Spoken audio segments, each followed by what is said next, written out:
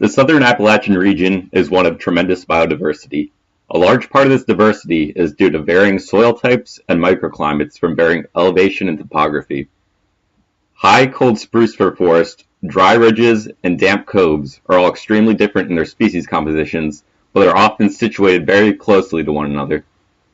Fire, and the absence of fire, affects plant diversity just as much as elevation and soil type.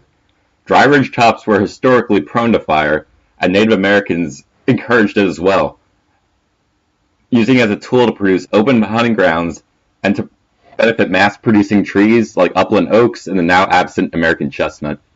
My video project brought me to Roses Creek, an area in the Grandfather Ranger District of Pisgah National Forest. The area is situated between 2,000 and 3,000 feet of elevation and historically had many upland oaks and yellow pines. Efforts are being taken to restore them.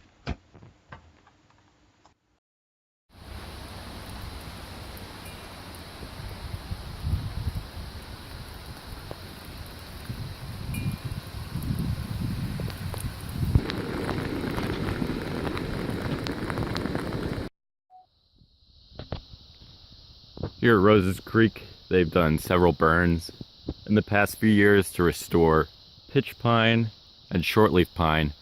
On this Forest Service road right here, you can see on one side they have done burns within the past 10-15 years, and the pines are doing quite well, I would say. But just on the other side of the road, they have not done the burns. Here, you have a dense understory rhododendron. You have a lot of more mesic type species. There's a lot of beech in here, a lot of maples. So it's a great example of, one area where you have the burns on one side compared to where you don't have the burns on the other, how dramatic a difference it makes. It's on the other side of the road. They have not done the burns. Here, you have a dense understory rhododendron. You have a lot of more mesic type species. There's a lot of beech in here, a lot of maples. So it's a great example of, one area where you have the burns on one side compared to where you don't have the burns on the other, how dramatic a difference it makes. They use several different strategies here at Roses Creek for different plots. Some of them, they did a lot of thinning and are incorporating a relatively low frequency burn regime. There's a lot of white pines here, some oak species mixed in with the pines that they're the pitch and shortleaf pines that they're looking to reestablish. And I'm here late in the season, but the understory definitely very open compared to most other spots here in Pisgah. There's not rhododendron and a lot of saplings stealing shade from herbaceous species. I imagine if I was here earlier in the season, you'd see a lot more, but there's definitely a good amount of herbaceous species.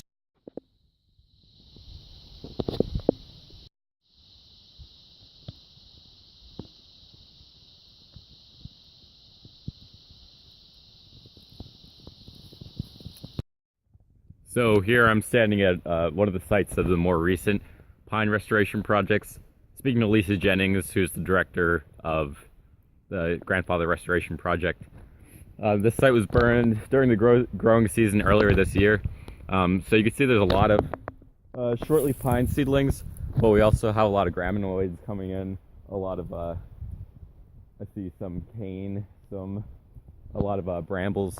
So this site will definitely need, another burn early in the season next year in order to keep these pines, at an advantage. But you can also see they definitely didn't clear out some of the existing species that they wanted to be intermixed with the pines here. We have some drier upland oaks, some older pines, both pitch pine and white pine. So I think it's really interesting the trees that they chose to keep in place here.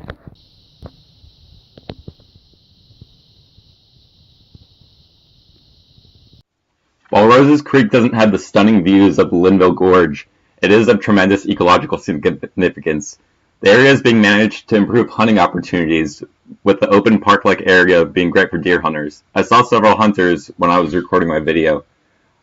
Burns take place during the growing season in the summer and are scheduled to take place every 3 to 5 years, in relatively low intensity.